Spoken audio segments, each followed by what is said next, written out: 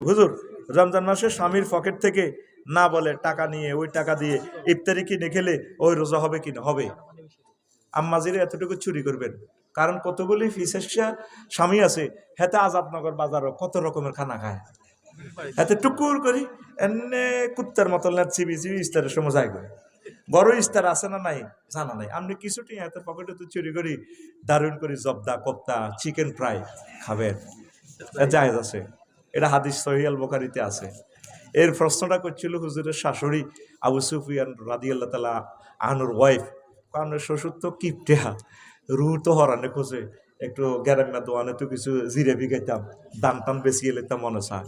এভাবে মা বোনেরা দান বেচবেন, শুয়ারি বেছিয়ে নেবেন, গাছ বেছিয়ে নেবেন, ওই জন্য গাছ বেশি এটার মধ্যে গোবর লেপি দিবেন, বলে এটা হয়ে গেছে লোকে লই গেছে কেউ কইতে একটা ঠাসাই খাইবেন। সিটিংয়ে তো আনোবালা বালা খায়, শখ মার্কেট করে এতে থাইল্যান্ড যায়, সৌদি আরব যায়। কোনো পুরুষকে আপনি বিদায় দিবেন না সৌদি আরব যাইবার সময়, সিটিংয়ে আটকাইবেন। এতে গরু জব করি হজে যায়, এতে মা বোনটারে নেয় না। অবশ্যই মা বোনের হজে নিবেন, ওমরা নিবেন।